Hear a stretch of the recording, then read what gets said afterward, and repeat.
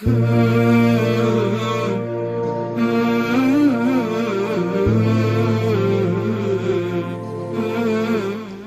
اس کتاب کے ساتھ ہمارا رویہ، ہمارا انداز، اقبال چیخ چیخ کے کہتا رہا، ببندے صوفی و ملا اسیری حیات از حکمت قرآن گیری، با آیاتش ترا کار جزی نیست کیا یاسین او آساں بمیری۔ تو جاہل صوفی اور کاہل ملا کے ایسے پھندے میں پھنسا کہ تو نے قرآن سے زندگی تلاش نہیں کی۔ قرآن کی آیتوں سے تجھے صرف اتنا سروکار ہے کہ جب تیرے بوڑھے کی روح اٹک گئی، سورہ یاسین لے کے بیٹھ گیا کہ تلاوت کروں اور اس کی روح آسانی سے نکل جائے۔ اقبال کہتا ہے اس میں کوئی شک نہیں ہے، اس کو فائدہ پہنچتا ہے، لیکن افسوسناک پہلو یہ ہے کہ اس کتاب سے بھی تو نے مرنا ہی سیکھا، کاش اس کتاب سے جینا بھی سیکھ لیا ہوتا۔ یہ حیات بخش کتاب ہے، یہ زندگی بخش کتاب ہے، تیری زندگی کو کھڑا کر دے، تجھے عروج اور بانک پن دے۔ تو اس کتاب کو چھوڑا تو آج در در کی رسوائیاں اور ذلتیں اور نکبتیں ہمارا مقدر ہو گئی۔ آج جہاں ہم کھڑے ہیں شور ہے دنیا سے مسلمان ہو گئے نابود۔ ہم یہ کہتے ہیں کہ مسلم تھے بھی کہیں معبود، تھے بھی کہیں موجود۔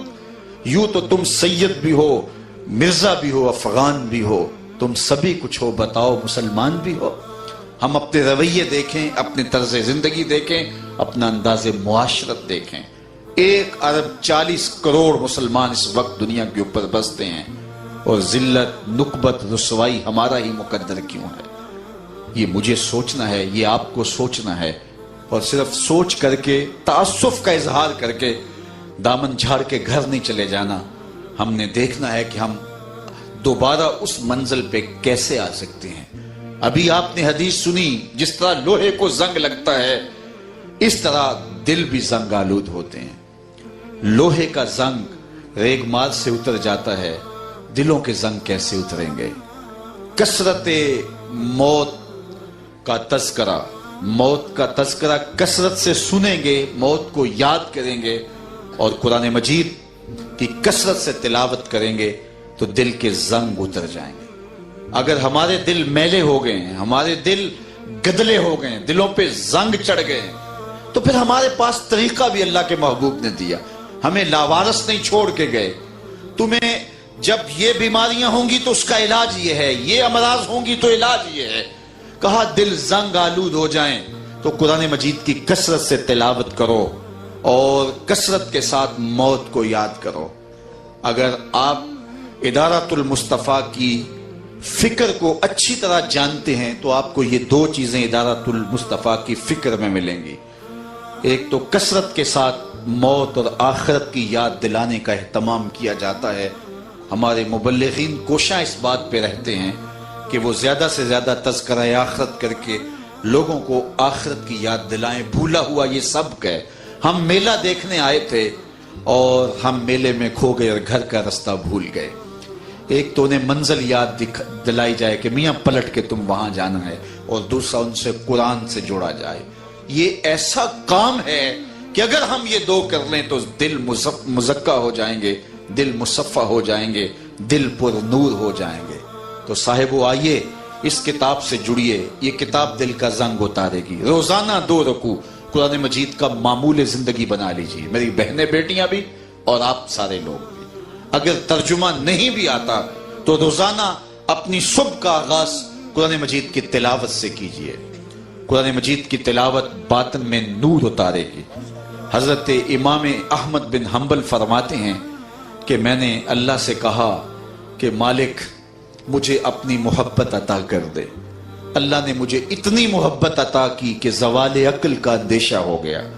پھر میں نے کہا مالک مجھے اپنا قرب عطا کر دے۔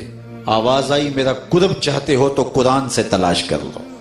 یہ اللہ کے قرب کا راستہ ہے۔ حضرت داتا گنج بخش علی حجویری رحمت اللہ تعالی علیہ کشف المعجوب میں لکھتے ہیں یہ قرآن تمہارا مرشد ہے، یہ قرآن تمہارا پیر ہے۔ پیر نہیں ملتے اس زمانے میں، یہ قرآن پیر ہے۔ یہ اللہ نے ہمارے لیے ہدایت کا سرچشمہ رکھا ہے، یہ روشنیوں کا منبع و مصدر ہے۔ اس سے پھوٹتی ضیائیں کم نہیں ہوئی، اس کے الطاف و کرم کم نہیں ہوئے، یہ آج بھی ایسے روشنیاں بانٹتا ہے جس طرح پہلے بانٹتا تھا. تو آئیے اس کتاب سے جڑ جائیے اور اپنی زندگی کو اللہ اور اس کے رسول کی دہلیز پہ لے آئیے. یہ محبت کا تقاضا بھی ہے. تو کہا اگر تم اللہ سے پیار کرتے ہو تو محبوب کریم علیہ السلام کی اطاعت کرو، فرما برداری کرو، وہ تمہیں محبوب بنا لے گا. تم محب بننے نکلے تھے، وہ تمہیں محبوب بنا لے گا. تو اپنی زندگی کو لے آؤ. 4 دن کی زندگی ہے. یہ ٹوٹتی سانسیں بہت جلد ہمیں قبر کی طرف لے جا رہی ہیں. ہم سمجھتے یہ ہیں کہ ہم بڑے ہو رہے ہیں، لیکن حقیقت میں ہم چھوٹے ہو رہے ہیں. ایک بزرگ فرماتے تھے مجھے اس بات کی سمجھ نہیں آتی تھی، یہ جو قرآن نے کہا ان الانسان لفی خسر، بے شک انسان خسارے میں ہے. تو میں کہتا تھا کہ انسان تو آگے آگے جا رہا ہے، یہ چرخ پہ جھول رہا ہے، ہواؤں میں اڑ رہا ہے. کہاں پہننے کے لیے لباس بھی پورے نہیں تھے، اور کہاں اتنے لباس ہیں، موسم بدل جاتے ہیں اور لباس بدلنے کی باری نہیں آتی.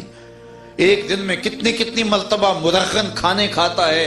یہ اس کے پلازے دیکھیے، مارکیٹیں دیکھیے، اس کی تارکول کی بچھی ہوئی سڑکیں دیکھیے، اس کی رنگوں سے سجی ہوئی دنیا دیکھیے، فراٹے بھرتے ہوئے ہواؤں میں جہاز دیکھیے، اور پانی کا کلیجہ چیرتے ہوئے بحری بیڑے دیکھیے. انسان تو کہاں سے کہاں چلا گیا.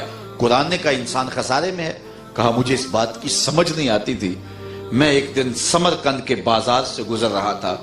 وہاں ایک آدمی پھٹے کے اوپر برف رکھ کے بیچ رہا تھا اور آواز لگا رہا تھا.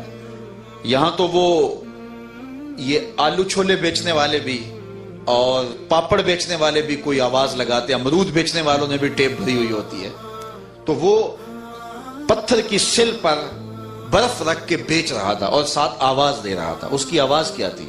ارحمو ارحمو علی من یذوب راس مالہ، او گزرنے والو میرے پہ ترس کھاؤ، میں ایسا تاجر ہوں جس کا راس المال پگھلتا جا رہا ہے. چونکہ برف ایسا سودا ہے جو گاہک کا انتظار نہیں کرتا. آپ کپڑا بیچتے ہیں، آج گاہک نہیں آیا، ہو سکتا ہے کل 2 آنے مہنگا بک جائے. آپ پیٹرول بیچتے ہیں، ہو سکتا ہے آج گاہک نہیں ملا، کل پڑا 6 روپے اوپر چلا جائے، آپ کو کروڑوں کا فائدہ ہو جائے. لیکن آپ برف بیچتے ہیں، کل مہنگی بھی ہوگی تو برف ہی نہیں ہوگی. تو وہ برف پھٹے پہ رکھ کے بیچ رہا تھا اور ساتھ آواز دے رہا تھا ارحمو ارحمو علی من یذوب راس مالہ، او گزرنے والو 2 لمحوں کے لیے ٹھہرو، ایک ڈلی برف کی لیتے جاؤ، میں ایسا تاجر ہوں جس کا راس المال پگھلتا جا رہا ہے.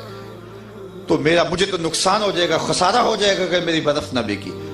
تو وہ کہتے ہیں جب یہ اس نے آواز لگائی نا تو میرے قدم رک گئے. تو میں نے کہا مجھے ان الانسان لفی خسر کا ترجمہ سمجھ میں آ گیا.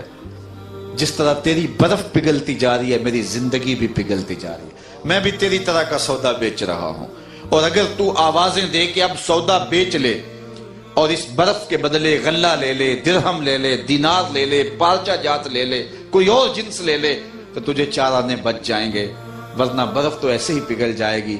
میں بھی ان سانسوں کے بدلے درود پڑھ لوں، ان سانسوں کے بدلے سلام پڑھ لوں، ان سانسوں کے بدلے سجدہ کر لوں، قیام کر لوں، رکوع کر لوں، کسی دکھی کے کام آ جاؤں، تلاوت کلام مجید کر لوں، تو یہ میری سانسیں کام آ جائیں گی. ورنہ یہ ٹوٹ رہی ہیں اور میں لمحہ لمحہ موت کے قریب ہو رہا ہوں.